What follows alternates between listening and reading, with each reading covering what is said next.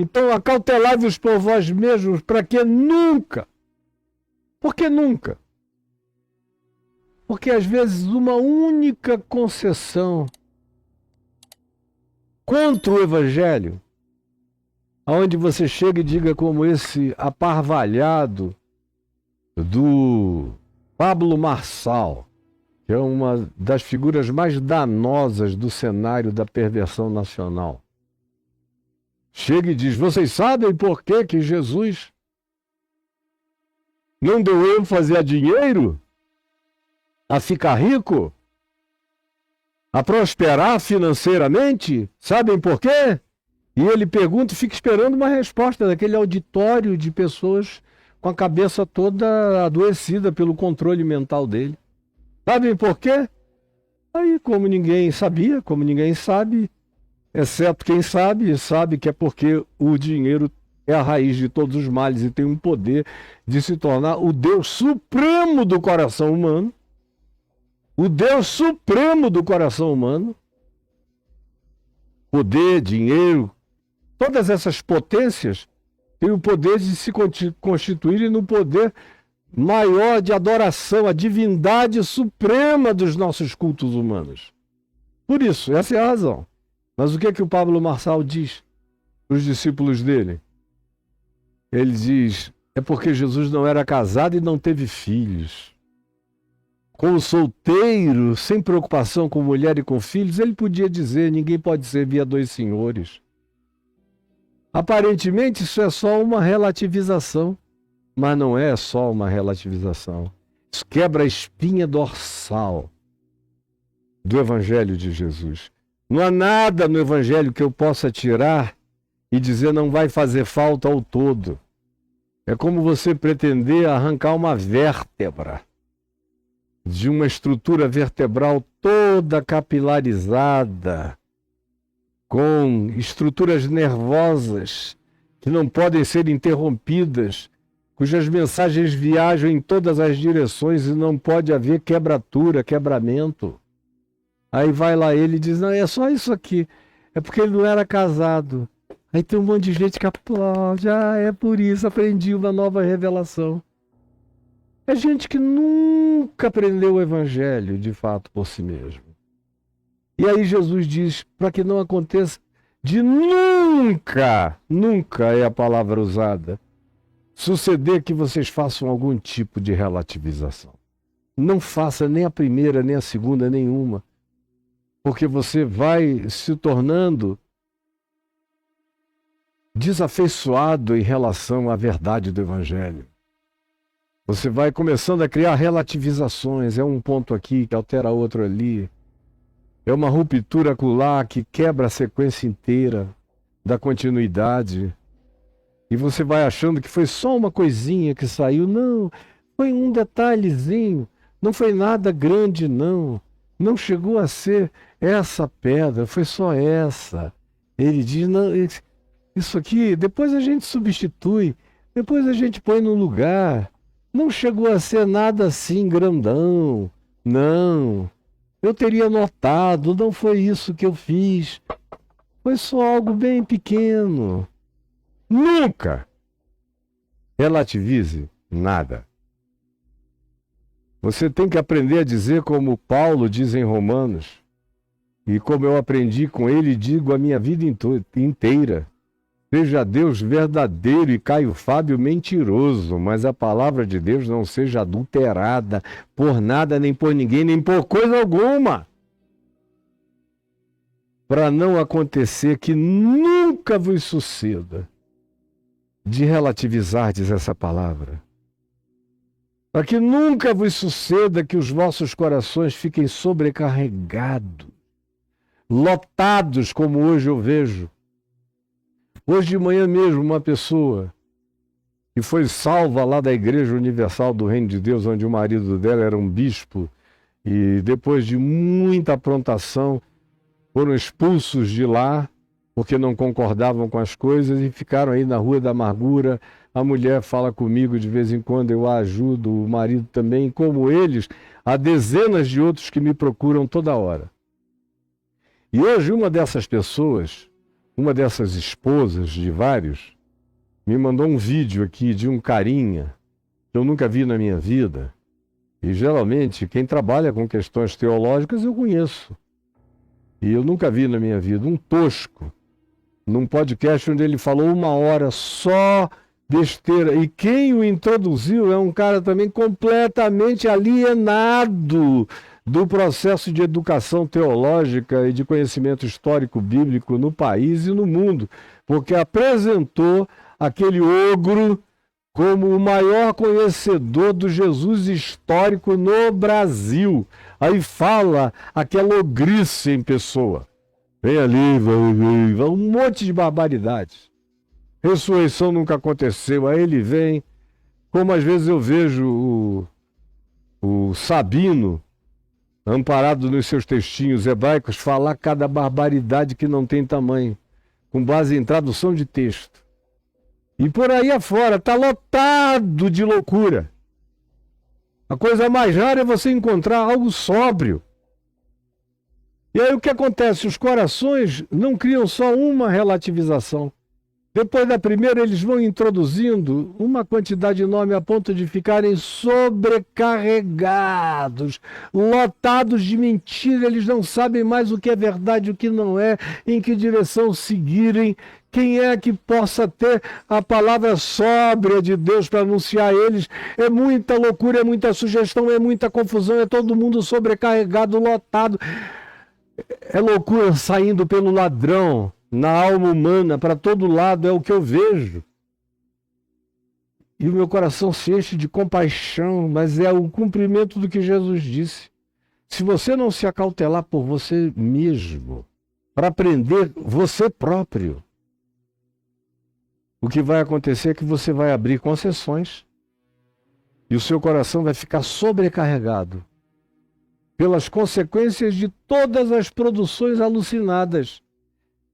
E dentre essas produções alucinadas, que Jesus diz que haveriam de superabundar no adensamento desse tempo anterior a essa tribulação incomparável que ainda virá e está chegando, ele menciona 3 coisas que têm um poder de gerar uma sobrecarga e criar consequências de natureza epistemológica. Alteram a nossa teoria do conhecimento, alteram a nossa capacidade cognitiva, alteram a nossa hermenêutica, a nossa capacidade interpretativa, alteram a nossa lucidez psicológica, alteram as referências da saúde e do bom senso plantado no âmago do nosso ser, altera tudo. E fica essa mente de legião, essa mente de gadareno, essa mente de legião é o meu nome, porque a partir da internet nós somos milhões na minha mente. Eu não sei mais de nada de cada confusão, eu estou perdido cada dia mais. São 3, todavia, as ênfases consequenciais que Jesus dá, dizendo que mesmo que você não pratique, não faça e não realize, você vai ser vitimado pelas consequências, pela frequência vibratória. Você vai ser alterado pelo poder da emanação magnética. Você vai ser alterado pela vibratoriedade dos pensamentos. Você vai ser alterado pela acumulação no inconsciente coletivo da sociedade, não só da sociedade imediata, mas do país e planetária. Ele diz: há 3 coisas que você praticando ou não praticando, elas vão se acumular e vão se tornar como nuvens densas e vão encher a medida da iniquidade planetária, vão lotar o inconsciente coletivo, vão pervadir todo o sistema e toda a cultura e toda a comunicação e toda a ideologia e toda a filosofia e toda a política e, sobretudo, toda a religião. Quais são essas 3 coisas? Ele disse que estariam mais presentes do que quaisquer outras. A primeira é a orgia. A promiscuidade, A dissolução, que o nome já diz, tira a solução do caráter da gente quando se pratica a dissolução. Não há ninguém que pratica a dissolução e mantém a solução do caráter intacto. Ninguém.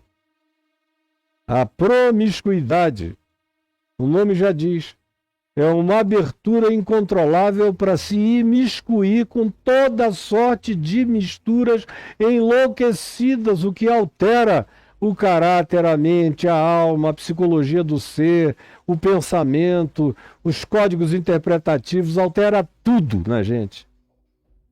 Eu fico vendo pessoas tolas como um pedaço de pau, dando conselhos na internet, dizendo que você pode dar o que você quiser.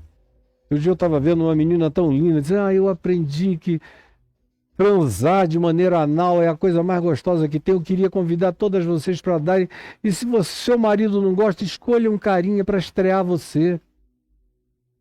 Até você se acostumar e ele passar a gostar disso. Não tem consequência nenhuma.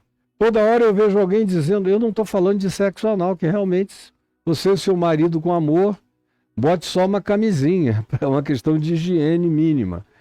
Mas eu estou falando da promiscuidade, do pessoal que chega e diz, não fique sozinha não, e para com essa coisa de vibrador, tem cada gato para você alugar como escorte.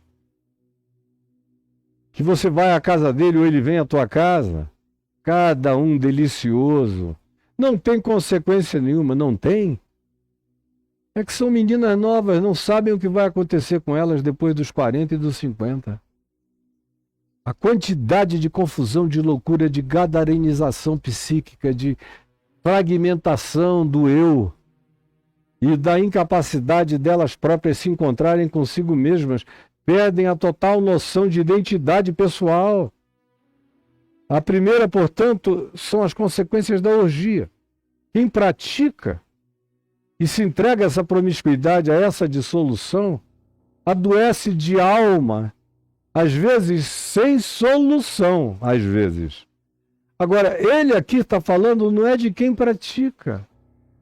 Ele está falando das consequências na vida mesmo daquele que não pratica, mas isso vai estar presente em estado vibratório no mundo inteiro.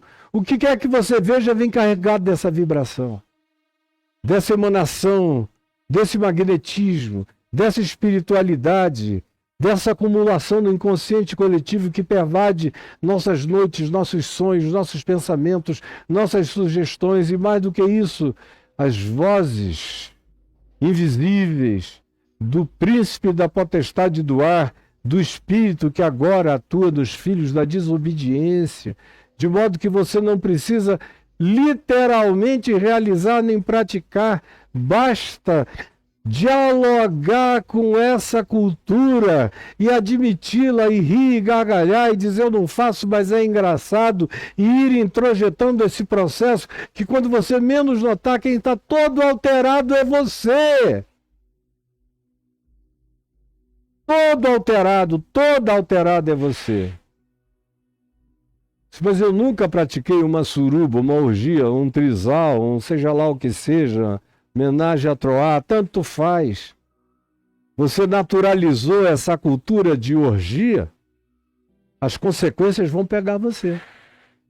Quem falou isso foi Jesus. Para quem não estava praticando, ele disse, cuidado com as consequências. Porque até a vibratoriedade vai ter poder de pervasividade na alma e na mente da gente e das pessoas.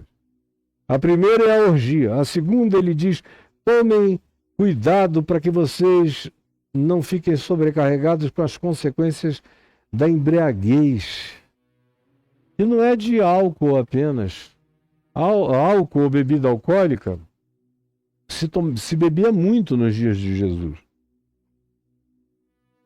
Especialmente a cerveja, que era muito saudável, chamada Cevita romana, mas que já vinha sendo praticada e usada abundantemente no Egito há 5.000 anos.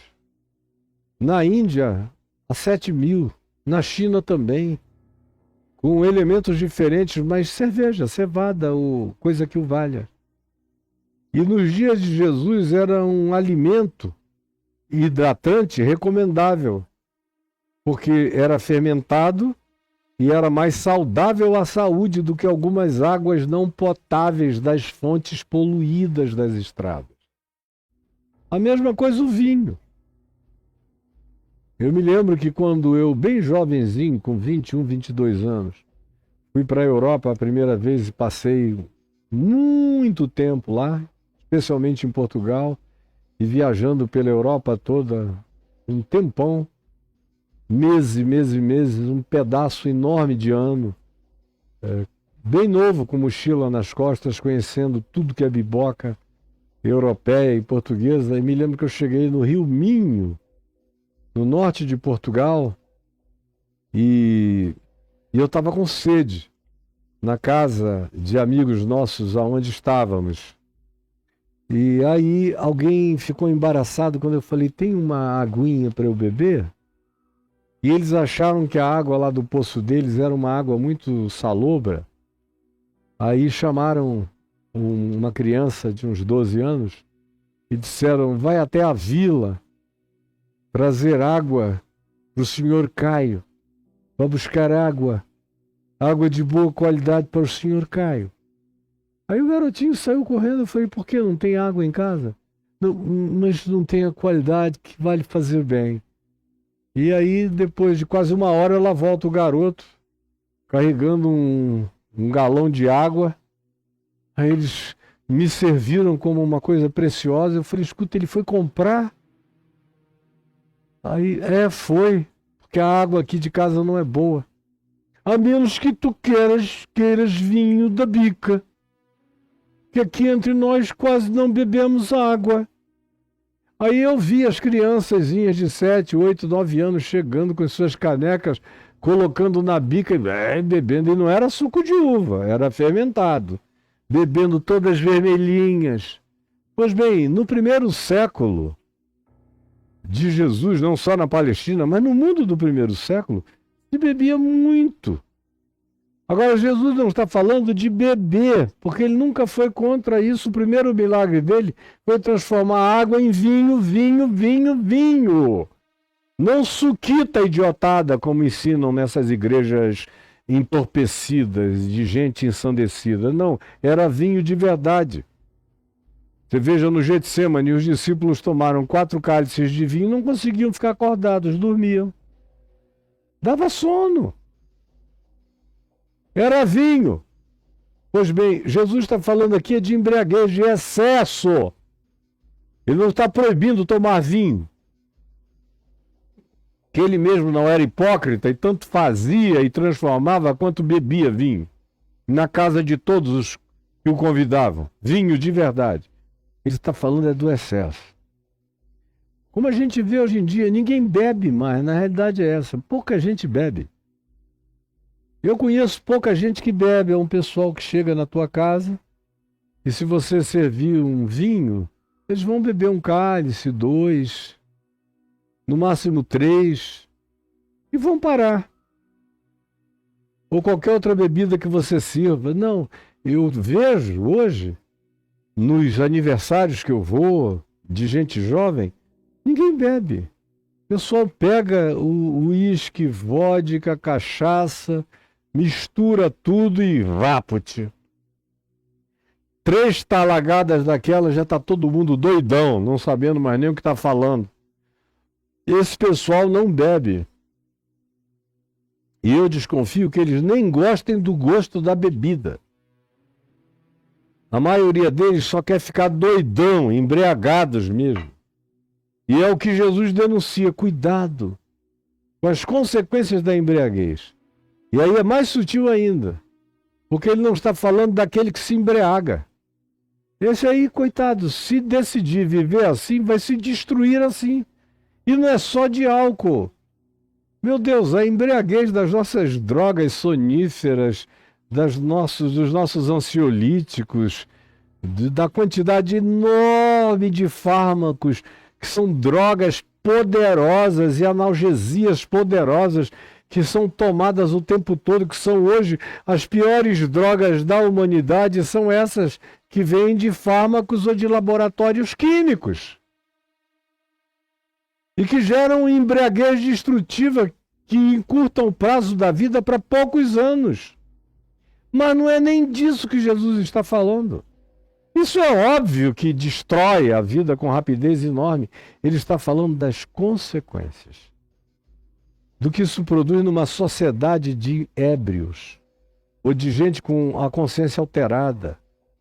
O que isso altera no trânsito, o que isso altera de briga de rua, o que isso altera nas pseudo-festas, o que isso altera nos festivais, o que isso altera nas decisões de trabalho, o que isso altera na quebra dos casamentos que se inviabilizam, o que isso altera na morte da afeição pessoal de pais por seus filhos, o que isso altera para todo lado e vai virando cultura, vai sendo naturalizado. E até quem não faz e não pratica começa a lidar com a naturalização disso. E depois de um tempo começa a ficar impermeavelmente insensível. Continua dizendo, não, mas eu não faço. Não faz, mas vive no meio de uma geração da qual a gente não deve sair, porque Jesus disse, Pai, eu não te peço que tu os tires do mundo, e sim que tu os livres do mal. Dessa geração eu não devo sair nem me alienar, mas Jesus me ensina a me livrar do mal, quando diz, acautelai-vos por vós mesmos, botem o capacete da salvação, vistam a couraça da justiça, calcem os pés com a preparação do evangelho da paz, empunhem o escudo da fé e aprendam a brandir a espada do Espírito, que é a palavra de Deus, que não é a Bíblia, é a consciência de Jesus, tomando conta de vocês, ensinando vocês a interpretarem a vida. Essa é a palavra viva de Deus plantada no coração de vocês. É isso que vocês têm que fazer para aguentarem as consequências.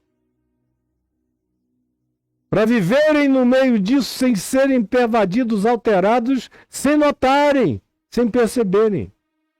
Orgia e os alteradores de consciência que tornam todos anestesiados no mundo. Porque para viver em dias de tribulação, como esses dias que a gente habita e neles vive, é preciso estar anestesiado. Eu olho um monte de gente anestesiada e entendo. O cara não tem como aguentar a pressão do desespero. É um apocalipsismo existencial, declarado ou não declarado, subrepetício, frequente, permanente e subliminar e inafastável e presente o tempo todo em tudo que se faz. Tem risco disso. E mesmo que o indivíduo evite pensar no assunto, o assunto pensa nele o dia inteiro. E ele sabe que está sendo pensado pelo tema, que ele não quer pensar para não se angustiar, mas se angustia sem saber, porque ele é pensado pela tematização o dia inteiro.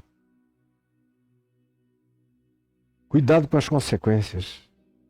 Mesmo você que não pratique, fique de olho bem aberto, acautele-se por você mesmo. E a terceira coisa, ele diz que é o consumismo. As preocupações deste mundo. O desespero pela segurança do dinheiro, do poder. Todo mundo já aprendeu que quem manda no mundo é quem tem muita grana. Então todo mundo quer mandar no mundo. Ninguém quer mais poder de Deus. Que poder de Deus? Igreja não quer poder do Espírito Santo. Não quer. Ela quer poder da grana. Ela quer poder da teologia do domínio, o poder da teologia da prosperidade, o poder do dinheiro, o poder do dízimo, o poder das ofertas, o poder das heranças doadas por aqueles crentes fanáticos que acham que estão devendo a alma ao dono dela, que é o seu pastor, ou bispo, ou sacerdote. É uma tragédia o que a gente assiste. E todo mundo querendo encontrar esse lugar de segurança. Porque também tem uma teologia da insegurança, que diz, olha, quem está pobre é porque é amaldiçoado. Quem está pobre é porque é preguiçoso. Quem está pobre é porque Deus não botou a mão favoravelmente sobre ele. Quem está pobre é porque frequenta algum culto de cultura afro ou de qualquer outra natureza. Quem está pobre é porque se converteu ao Evangelho e ficou cheio dessa bondade de Jesus, que não enriquece ninguém, é bonitinha, está tudo certo, mas não dá certo. É o que é divulgado para todo lado, isso no meio cristão. Fora, meu Deus, é a lei da vida. E Jesus está dizendo aos discípulos, cuidado, fiquem acautelados por vocês mesmos, não façam concessões a nada que não seja evangelho, por causa das consequências, porque mesmo que vocês não pratiquem, se vocês naturalizarem o processo, ele pervade, penetra e toma conta de vocês. E vai dando metástase no ser todo. É relativização da orgia, da promiscuidade, da dissolução, relativização do entorpecimento mental, da lucidez, relativização do consumo, da busca desenfreada pela posse, pela propriedade, pelo ter, pelo possuir em grande abundância para muitas gerações, e aonde a grande unção é a unção da usura, que no máximo compartilha o dízimo com a igreja para não receber maldição, conforme a promessa. Mas com o pobre de rua, ele fecha os olhos, não quer nem enxergar, vira para o outro lado, como diz Deus em Isaías 58. Viram a face contra o seu semelhante, não querem nem vê-lo. Aí vem Jesus e diz, acautelai-vos por vós mesmos disso tudo, para que aquele dia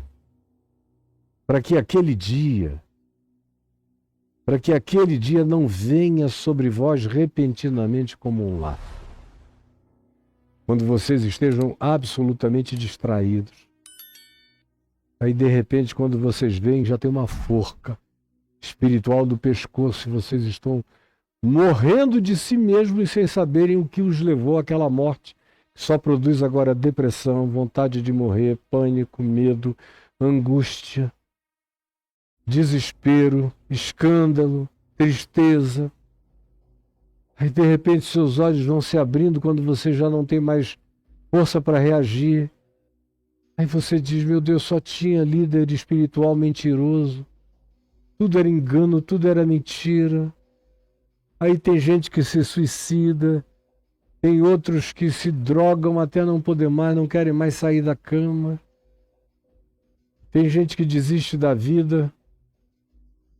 E são esses que vêm de igreja desistentes da vida, os que dão mais trabalho, os que são mais difíceis de curar. É mais fácil lidar com uma crise psicológica de um ateu, de um agnóstico, de qualquer uma outra pessoa, do que de um crente que ficou viciado em igreja e em mensagem pervertedora de pastores e líderes e padres. Esse é o grupo mais difícil de você ajudar a mente. E quando esse dia chega e os enforca, é como um laço, zapt. Vem assim. E Jesus diz que ninguém vai fugir desse tempo. Ninguém. Eu não fujo, você não foge. Meus filhos e netos não fugirão. Ninguém. Pois há de sobrevir a todos os que habitam sobre a face da terra. Há de sobrevir. Há de sobrevir a todos os que habitam a face da terra. Não vai haver Gileade nem Ziklag, conforme os fanáticos crentes americanos prometem, não. Não vai haver arrebatamentozinho da igreja para você não sentir dor, como a teologia dispensacionalista, adventista, testemunha de Jeová e neopentecostal americanos ensinaram a você. Não. Vai te pegar. E você vai ter que estar preparado. Isso vai acontecer sobre todos os que habitam a face da terra. Vigiai, pois, por causa disso, esse pois é o evocativo do contexto, por causa disso, a todo tempo, orando, não é de joelho no quarto orando, sem sair de casa, não, é orando na mente. Aprendendo a orar sem cessar, a transformar o processo do pensar num processo do orar e transformar todo o seu processo de oração num processo de reflexão. Você diz, mas isso é possível? É. Eu comecei a praticar isso há 52 anos atrás e hoje eu faço isso naturalmente. Naturalmente.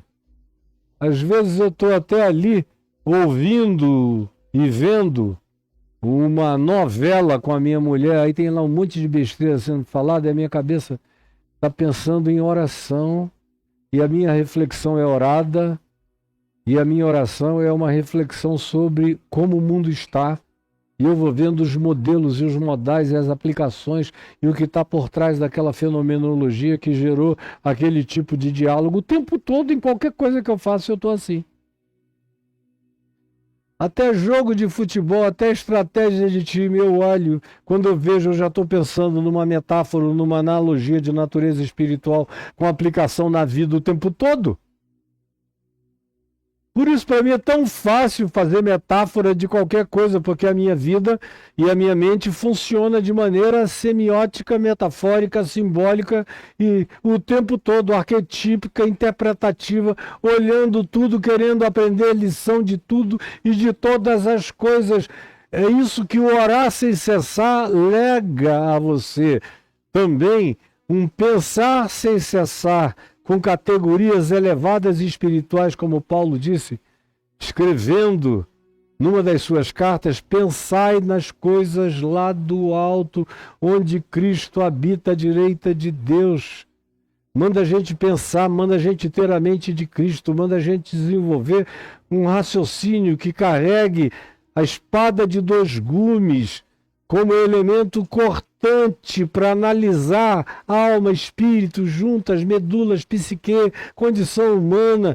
Manda que todos nós nos tornemos psicanalistas espirituais da compreensão da natureza humana e da psicocoletividade manifesta na sociedade planetária. Vigiai, pois, a todo tempo orando, para que possais escapar de todas estas coisas que têm de suceder. Elas não deixarão de acontecer. E Jesus é de um realismo esmagador. Elas vão acontecer. O que melhor pode acontecer a vocês é aprenderem a escapar delas. Não a se alienarem dela, mas a escapar delas. De todas essas coisas que têm de suceder. E então, estar em pé na presença do Filho do Homem, que vai voltar. É isso que eu quero que você guarde hoje, porque amanhã nós vamos deixar Lucas, hoje já agora, e voltarmos para Mateus 24, que nos diz, depois do que eu tinha lhes dito na quinta-feira, onde estiver o cadáver, aí se ajuntarão os abutres. O verso 29 de Mateus 24 diz, logo em seguida a tribulação daqueles dias. Mas isso vai ficar para amanhã. Jesus, eu quero te pedir, e te entregar. Eu não tenho energia para gritar. Eu só tenho oxigênio para falar contigo. Para falar contigo. Para falar contigo. Para falar contigo. E pedir que essa palavra, dita com toda a sinceridade e energia do meu coração, tenha encontrado um lugar para penetrar a mente, a alma, a compreensão, a cognição, a lucidez e a inteligência espiritual de cada pessoa que me viu, me vê e me verá. Neste tempo e em outros tempos e gerações. Em língua portuguesa, em língua inglesa e em muitas outras línguas para as quais essa mensagem irá. Em nome de Jesus. Amém e amém.